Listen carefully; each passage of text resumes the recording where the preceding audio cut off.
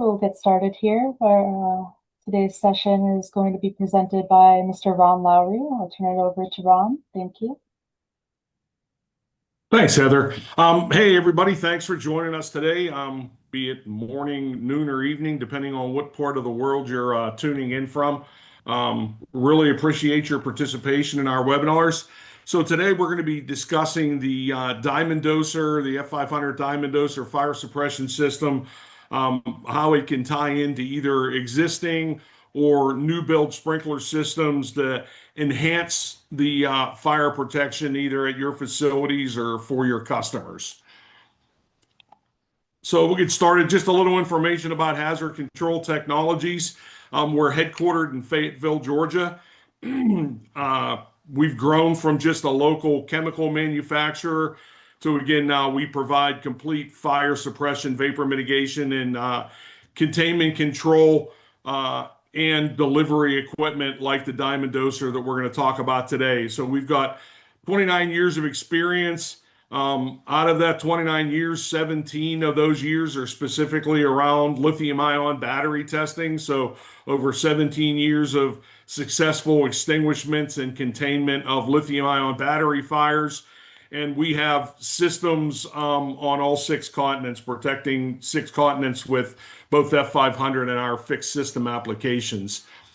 So, when we look at the challenges that are out today in 2026, they're different than even a few years ago, particularly around the lithium-ion battery hazards that we're seeing.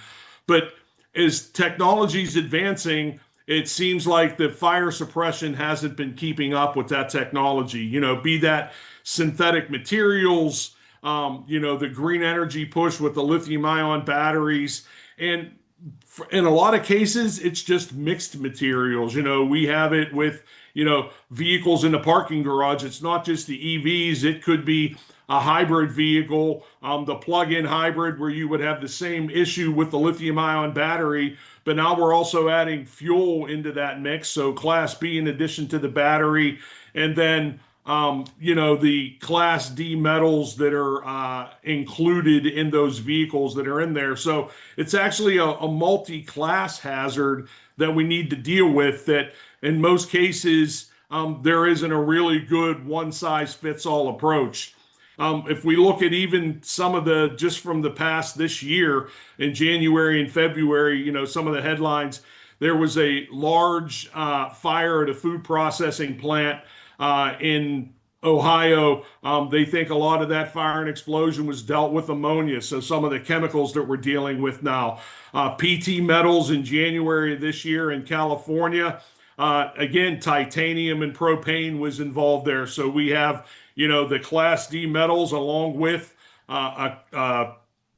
explosive gas. So again, that mixed materials. And then another fire out of California was at a lithium-ion battery rad power bikes at their factory or at their showroom and warehouse, where there was a fire involving lithium-ion batteries with the battery-powered bikes. So again, the batteries in and of themselves is a multi-class fire. So in most of these instances, we're dealing with more than one class of fire in these hazards.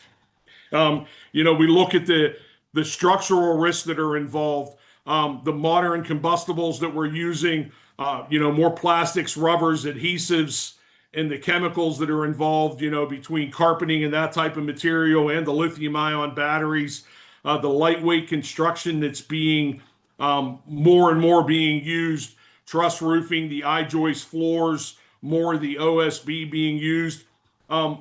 These are all generating a compromised atmosphere. So it's not just the fire, it's the explosive off-gassings that are coming off of these materials, the toxic off-gassings, and the PAHs. All of that leads to early fire spread, faster flashover, and in a lot of cases, very frequently, we have either a total or a partial collapse of the buildings that are involved. When we look at, again, the fire protection challenges in 2026, if we just look at information from the U.S. Fire Administration from 2014 to 2023, we've had a 19% increase in fires. a 70% increase in deaths. Thankfully, injuries are down, but losses are up again another 10%. So when I look at those kind of figures, what we're doing currently isn't working or isn't working as well as it could be.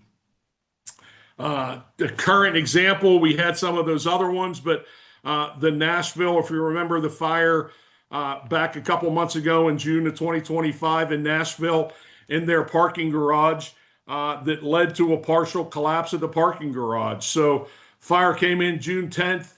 Excuse me. Nashville fire was dispatched around 1:20, escalated to a second alarm fire, deploying 50 plus firefighters. Again, if you looked at that picture, I'll jump back. This is an open decked parking garage, so it's vented, on at least three sides, not where it's connected to the building, but the other three sides are open to the atmosphere. Crews initially tried an interior attack, standpipes and the ladder trucks from above. But again, conditions were so bad and they had a partial structural collapse that they had to go back to a defensive operation. So even in an open decked parking garage, conditions were so bad, heat and smoke led to a partial collapse and they had to pull back. The building was connected to the Renaissance Hotel, which had to be evacuated. The investigation is still ongoing today, but the garage remains closed.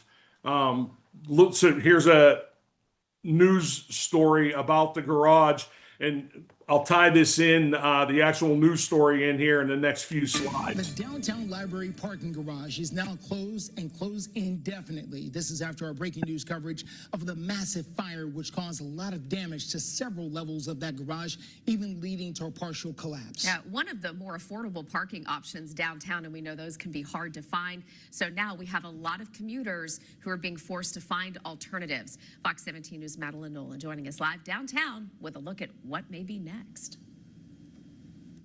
Yeah, this garage has been a go-to for years because of how cheap and central it is, but because it is now off limits, a lot of people are scrambling to find parking right here in downtown Nashville. And Metro says that they don't have a timeline on when it will be reopening or if it will be reopening. Now, that fire broke out early Tuesday morning on the 4th and 5th floors of the library garage, which engulfed cars and sent thick black smoke pouring into downtown. Part of the upper deck collapsed, making it unsafe in the meanwhile. Now the structure is closed indefinitely while engineers assess the damage. NDOT says that customers should use the nearby garage at 147 4th Avenue North, a 6-minute walk from the library garage. PMC, which is Parking Management Company, is also in contact with those who have a monthly parking pass. There's also several other parking garages in the nearby area, but that comes at a cost. The library garage was just $3 for every half hour, with a daily maximum of $20. Those new options are more than $6 an hour, many of which don't offer flat rates. Now, on top of the parking mess, while a lot of vehicles are still trapped inside of the parking garage, and again, it is unclear if any can be recovered soon. Metro says that engineers are still evaluating the structure to determine damage and safety. But in the meantime, drivers, especially those who relied on this cheap parking, are going to now have to budget for more expensive parking and then, of course, walk a little bit farther. Live here in downtown Nashville, I'm Madeline Nolan, Fox 17 News, your Code Red station. So when we look at, both direct and indirect consequences of a fire, you have the immediate injuries, fatalities, and damage to the structure. But kind of what we just saw right there, the community impact, the loss of affordable parking, the inconvenience, the loss of those folks whose cars are still trapped inside the building and can't get out, the business interruption, the money that's being lost while that garage can no longer be used, and that that income loss to the company that runs the garage, and then that loss of revenue share and revenue and market share. Those folks are going to a different parking garage. They may never get those customers back if they leave and go to a new facility. And there's also indirect consequences. The environmental pollutions and fines, depending on what's burning and what's used, to suppress the fire, to put it out. There's potentially pollution concerns and cleanup going to be involved with that. The class action lawsuits, I think we all know attorneys are the only ones with vehicles faster than fire apparatus. We can do everything right. We can have everything planned, but there's still that chance that somebody's going to file a lawsuit over something to try and get a payday out of it. Depending on the loss, if it's a total loss of a building, you may not be able to gain insurance coverage, or the cost may just be astronomical to try and get insurance coverage. So again, those indirect costs. And then depending on the type of fire, that damaged reputation, the folks in the community, we don't want that facility around us. They don't take safety seriously, just that damaged reputation that can come. So when we're looking at, some of these high hazards, particularly because that seems to be the new buzz now, is the lithium ion batteries and the evolving standards around those. So when we look at NFPA 855, it's really the only code that specifically deals with batteries, and in particular that battery energy storage system. But then the new NFPA 800, which just came out this year for that first round, that's a new proposed standard. That's the battery safety code. I think one of the things that I found interesting when the code was pushed out for initial public comment was that the entire chapter on fire response is reserved. So at this point, we have no idea what the technical committee is even thinking about fire response, because they reserved that entire chapter. Probably the latest that's come out is the new ISO 3941 update for 2026 that finally recognizes lithium ion batteries as their own class of fire. We think that's really important, particularly from hazard control's point of view. That's something we've been pushing for years, because they aren't your typical Class A fire, which they kind of by default currently fall into. So that new Class L fire is fires involving lithium ion cells and batteries that don't have lithium metal in them. It says, from the standard that those fires are electrochemical fires. In comparison to Class A, B, C, and D, they have high energy density, which can result in a faster growth rate and heat release when they burn. So again, when we talked about some of those other hazards that the fires are generating, like the toxic gases and the smoke, just covered right here within this new Class L, we're talking about the explosive gases, the toxicity of the gases, the obstruction to get to the batteries, but then even the explosive nature of the batteries themselves. So I think in general, when we're looking at newer fires, we can't just concern ourselves with fire itself. In a lot of cases, the hazards from the toxins and from the smoke are a lot more dangerous than the fire itself. So, the carbon dioxide and carbon monoxide that we get with most fires, but, hydrogen chloride, hydrogen cyanide, hydrogen fluoride, with the batteries in particular, high levels of hydrogen, all very toxic gases that can spread rapidly and, create a huge safety concern for potential residents or civilians, even the firefighters that are responding to that call. So let's try and look at some answers. And the first thing we're going to do here is just kind of go over, before we get into the diamond doser, what an encapsulating agent is and how it works. And then we'll get into some of the specifics, why this is so important. Encapsulator technology, the next generation of fire and hazard mitigation. First, we start with a simplified version of a single encapsulator agent molecule consisting of a hydrophilic polar head, which loves water, dissolves in water, and a hydrophobic nonpolar tail, which fears water and will do anything to get away from water. Once the EA molecules enter the water, they instantaneously and automatically orient with the nonpolar tails inward and the polar heads outward, forming millions of spherical micelles. Micelles travel towards and exit the nozzles, forming EA droplets. Micelles nearest to the surface of each droplet automatically break apart. The nonpolar tails orient outside the droplet with polar heads on the surface, forming an EA skin on the surface of every droplet. In addition to the EA skin, there are millions of molecular spherical micelles within each droplet. So that orientation of the agent on the surface of the droplet and internal to the droplet gives you three unique features and one common feature to pretty much any additive, wetting agent, or foam.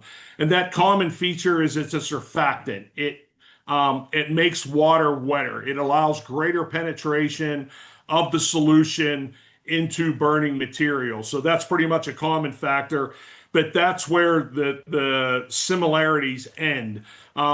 So when we talked about some of the things we talked about with high heat release rates, rapid fire spread, and the toxic and flammable gases. So how does an encapsulator agent, how does F-500 help you? Well, one, you have that skin of F-500 on the surface of the droplet.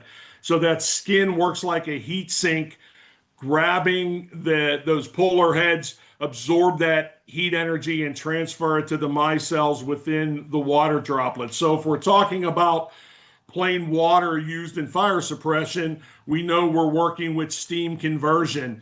We try and get as much of the water converted to steam as possible, but in most cases, unless we're talking water mist, that water is hitting the ground before it actually converts over to steam, wetting the pavement, wetting the floor, the walls, and not really converting to steam that displays heat. So it's really inefficient. The F-500 being added to the water droplet, changing that substance from a water droplet to an EA, an encapsulating agent droplet, drastically increases the heat absorption capabilities of that solution. Secondly, are those micelles. Think of those micelles within the droplet, excuse me, as chemical safes or chemical cocoons. So when we talk about the flammable gases that are being released by the fire, those gases, those flammable vapors are being encapsulated, trapped inside of those micelles. So we're drastically lowering the amount of flammable gases available to burn within the fire. Lastly, and most importantly, in my opinion, due to the molecular weight, the density of the F-500 molecule, it's magnitudes more dense than plain water. So the molecular weight of water is about 18 grams a mole. The molecular weight of F-500 is greater than 1,000. So it is a very dense molecule. Because of that, the agent, when it's in a solution like this, has the ability to interrupt vapor phase combustion. So the part of the free radical chain reaction where the free radicals that are being generated by a fire, they're imbalanced and they're trying to get balanced. And how they get balanced is by coming together, coalescing. That free radical coalescence is what is forming a lot of the toxins within that smoke. We have the ability to stop that free radical coalescence, thereby drastically reducing the amount of toxins that are within the smoke that's being generated. So when we look at tying F-500 in with the diamond doser, this was the latest testing. This testing actually was just completed last week over at AP Plus in Spain. The testing was done by the Madrid Regional Transportation Consortium. So Madrid is at the forefront of converting their entire public transportation to lithium-ion battery-powered buses and vehicles. So this is a full-size lithium-ion battery-powered bus with a 700 kilowatt-hour battery. What you see here to the left is the mock-up of an exposure bus, like it would be parked in a terminal or in a garage while it's charging. So, excuse me, again, this testing was done by the Madrid Regional Transportation Consortium. It was run at AP Plus laboratories in Madrid. The bus itself was an ELSA electric bus with a 700 kilowatt hour battery. The design and installation of the equipment was done by Elatex Fire Protection, and it included the diamond doser and F-500 encapsulating agent. So the result, what they were looking for was this test is, could they control the fire to stop the spread of fire to the buses around, and also cool the atmosphere great enough to save the structure, so that we didn't have, what we see like in the parking garage, a collapse of the structure. So this is the first video that's available. This was actually put out by the Transportation Consortium of the testing.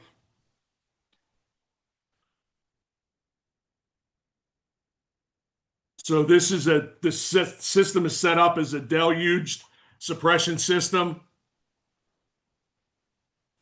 So they're spraying a 3% F-500 solution from the sprinkler heads. What they found during that testing of the, again, F-500 diamond doser and F-500 is the sealing temperatures went from 500 C to 100 C in 3 to 5 minutes. The temperatures inside the exposure bus, they had thermocouples set up on the seats of the exposure bus. Those temperatures were 9 to 10 degrees C. So pretty much ambient air temperature, 45, 48, 49 degrees. So from that testing, the suppression system proved its effectiveness, achieving control of the fire in the first few minutes, preventing the spread to adjacent vehicles, and maintaining that structural integrity. So when we're talking about regulatory standards, F-500 complies with NFPA 18A for encapsulator agents. It can be applied either one time or through continuous discharge. So we could put it in a bladder tank, but what we're talking about here is this continuous discharge with the diamond doser system. It's again a very versatile agent. It is good for multiple classes of fires and has the ability to mitigate not only flames, but flammability and explosive and toxic gases. There's no special containment requirement used for it to be effective, and it has a very low environmental impact. It is fluorine-free, biodegradable, and non-corrosive. So just some of the worldwide entities that have tested and accredited F-500. FILC is the Fire Insurance Laboratories of Korea, the EPA, the FAA, Johnson Controls, DACRA is another international testing agency, AP Plus, which you just saw there, NIOSH, Kiowa, again, it goes on and on. So internationally, the agent has been tested both here in the U.S. and by various international third-party testing agencies. So we look at how can F-500 help us, improve the effectiveness and the efficiency of these suppression systems. So when we talk about that endothermic process, how we absorb heat, plain water does that through steam conversion like we talked. F-500, that thermal conveyance, just like we saw with the bus testing, we can absorb much more thermal energy, achieve that cooling much faster. The water requirements are much less. You don't need to copious amounts of water. So testing in real life applications have shown in some cases we can reduce water consumption by as much as 60%. Again, if you have that environmental impact, large quantities of water turn into large quantities of potentially toxic runoff. Again, both the water being safer and encapsulating toxins, impurities into smoke and soot make the whole scene safer. And that economic impact, hopefully if we can knock down the smoke, suppress the fire faster, leads to less overall damage and total community impact. When we compare it to some other popular agents like clean agents in water, clean agents are a single discharge application. Both water and F-500 can be a single or a continuous application. The clean agents are designed to address one hazard. Pretty much same thing with the water. It can only address that one hazard, generally Class A fires. F-500 addresses not only that flaming combustion, but again, the explosiveness and the toxic hazards as well. Excuse me. The clean agents are only effective in an enclosed environment. So that dispersant agent can't be into the open air, or it won't work. It can't displace the oxygen. Water and F-500 are both safe to use in that open environment. And then, life safety, the clean agent shouldn't be used around people because, again, they're displacing the oxygen, where F-500 and water is safe to use. But again, I think the big takeaway here is we're addressing not only the flame, the fire itself, but the byproducts of combustion that F-500 can help with. So NFPA 18A Section 7.7, it's a standard on water additives for fire control and vapor mitigation. It's the first of its kind that it outlines the criteria an agent must meet to be classified as an encapsulator agent. That test is actually the spherical micelle stability test, and that protocol is covered in Section 7.7 of the NFPA 18A. When we talk about the batteries themselves, again, those are also currently referenced in NFPA 18A in the Annex section.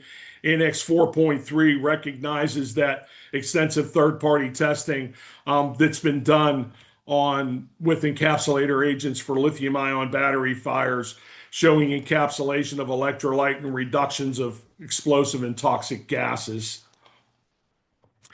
So we can size this for whatever you need, from small handheld extinguishers for small batteries, laptops, e-scooters, e-bikes, moving up into applications for battery facilities. We have a lot of our TKO nozzles at the battery plants. That's a self-adducting nozzle, can be used for a little larger battery, to larger wheeled extinguishers, to what we're talking about today is, an overall sprinkler system fire protection. So it's sizable for whatever you need. The Diamond Doser itself, it's a one of a kind. It's a mechanical pump proportioning. It's engineered to work with an encapsulating agent. No power is needed, for this. It's completely water driven. So the water flows through this water motor. The water motor drives a set of pistons. The agent is then automatically injected into the water stream on the other side of the Diamond Doser. So plain water in turns the motor drives the pump pumps the solution, or pumps the concentrate into the water stream to generate an F-500 solution.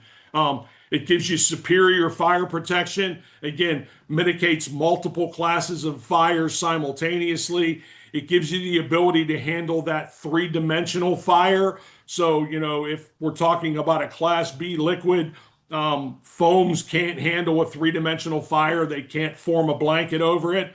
Because we're not dependent on a blanket, we're using that micelle to encapsulate.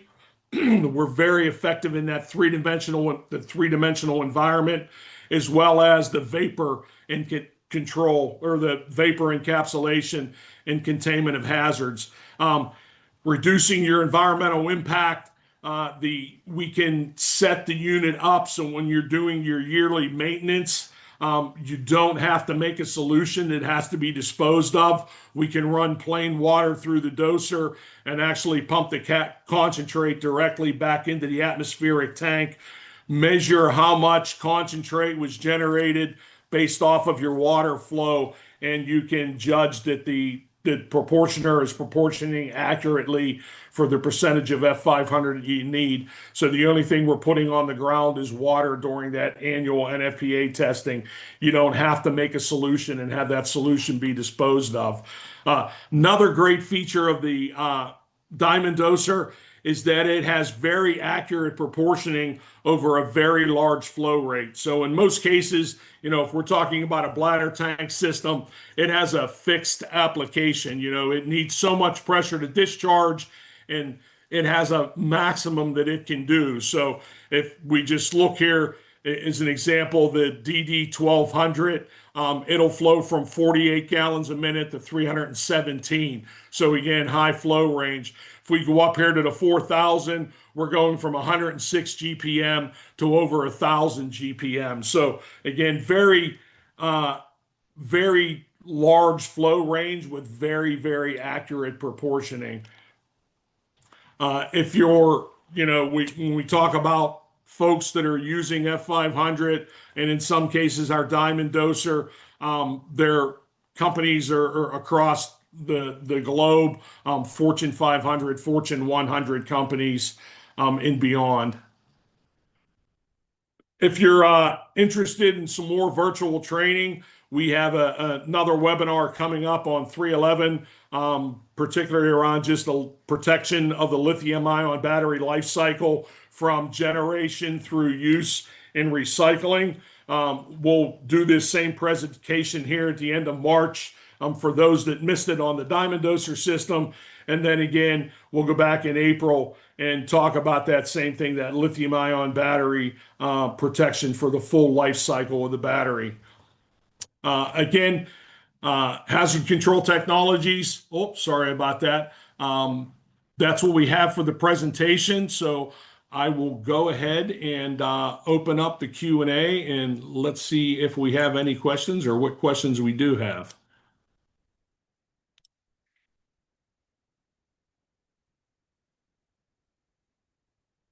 So the pressure loss generated through the doser is pretty minimum. It depends on what level of the flow rate that you have. So the lower the flow rate, so if we're towards the lower end of that flow rate, say 100 GPM or that 180 GPM, the friction loss is less than if we're at the maximum.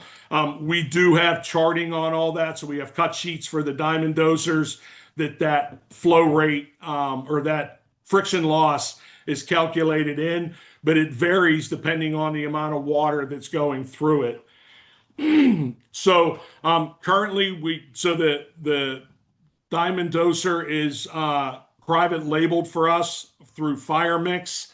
It's used to work with F-500. We are working with FireMix right now to have all of the FM approvals cross-listed to the diamond doser. So that should be coming here very shortly as we work with FireMix to have those diamond dosers cross-listed.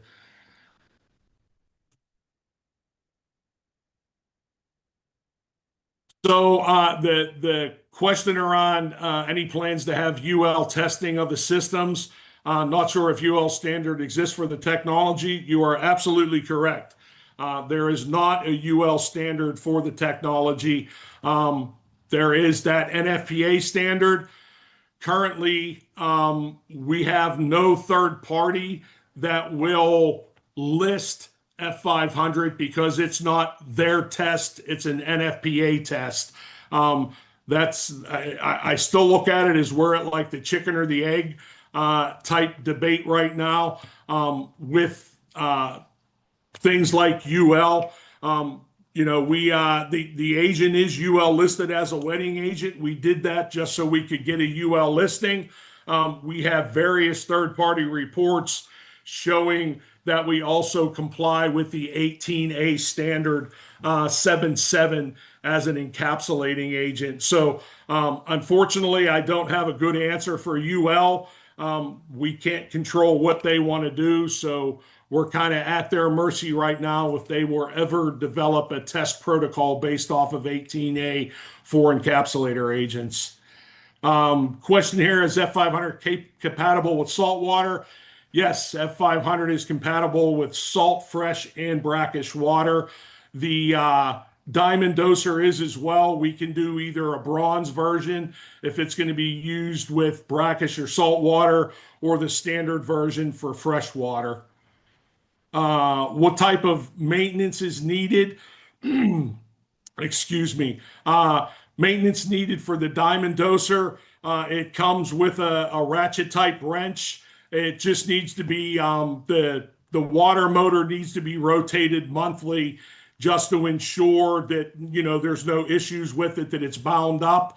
Aside from that monthly test, just to make sure that the water motor is turning, your yearly standard NFPA testing for sprinkler systems would apply.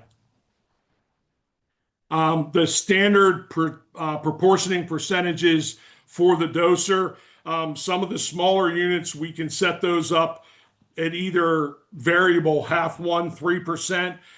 Normally, we'll either set them up at a straight 1% or 3% proportioning, depending on the class of fire that we're addressing. So we have some systems that are designed and installed at lumber manufacturers with their dry kilns, where we're protecting that kiln where they're drying the lumber. Those systems are set up just at a 1% solution. If the system was protecting lithium-ion batteries or Class Bs, that would be a 3% solution, and a doser would be set to constantly proportion at 3%.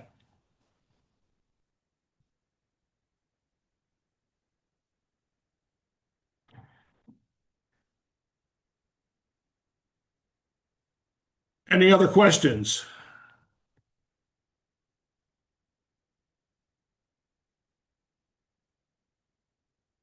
Peer-reviewed studies, particularly when it comes to a lot of the stuff we're talking about with as far as like flammable gas encapsulation, that type of stuff. We have studies and reports from Clemson University, the University of Beijing, the University of Rome, University of Genoa. So there are a lot of studies that have been generated and have been posted in various, online journals that have been reviewed. So yes, we have that available. We could send to you.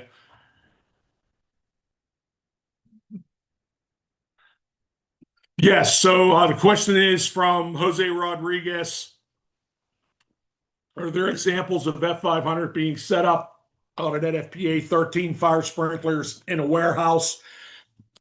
Yeah, we have various systems set up in warehouses. One is that I know of off the top of my head is done in Brazil.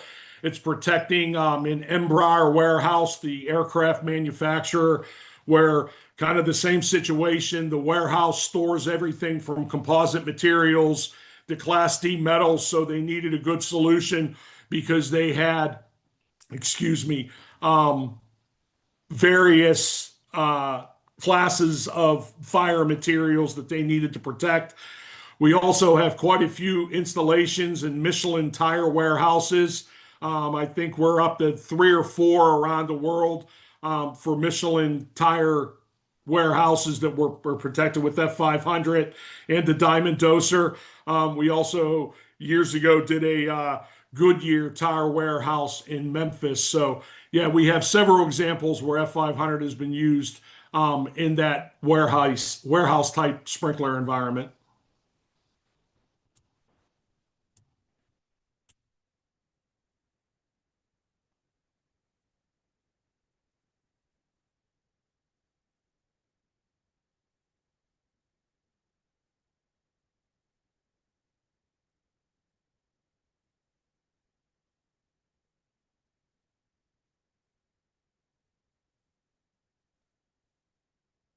So I see Fernando help me out here with the response, and this was for the Memphis warehouse, that the F-500 was added so that they could increase the storage height without redoing the entire suppression system.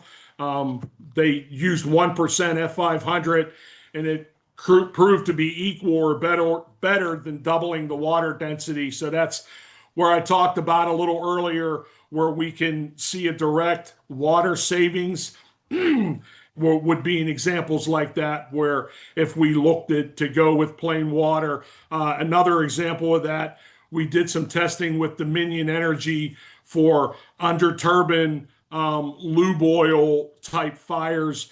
FM had come out with an update that they were looking to have that system upgraded to a point 0.4 application rate, where the systems that were in place were currently 0.3. Dominion did some specific testing with F-500 and found out that F-500 at a 0.2 application rate suppressed the fire 3 times faster than plain water at a 0.4 application rate. So based off of that testing, they just added F-500 into their current 0.3 application rate that they already had in the system. So they simply did a plug and play and included F-500 into their existing sprinkler system and saved the cost of upgrading the entire system from a 0.3 application rate to a 0.4. So another where we can show that you can get better protection at less density.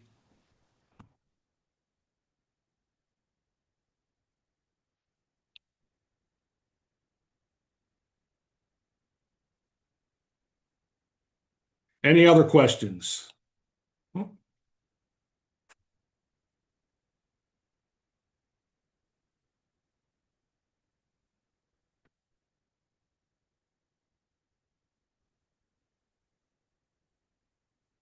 So the question from Jose is, we're looking to add more safety fire mitigation for sprinklers here in Phoenix. And there is another product that a sister company used called Eco Fire in Spain. He's just looking for data to show their company, which I'm not familiar with Eco Fire, Jose, but I would be more than happy. We'd be more than happy to provide you all of the information we have on F-500 so you could share with your corporate leadership.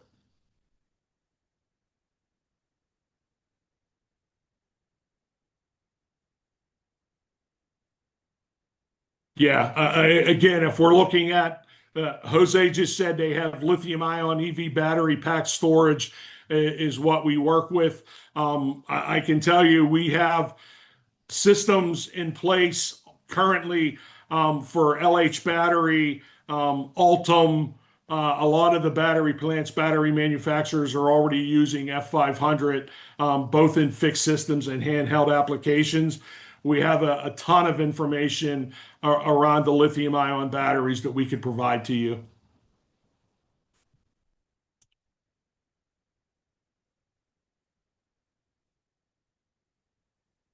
Any other questions?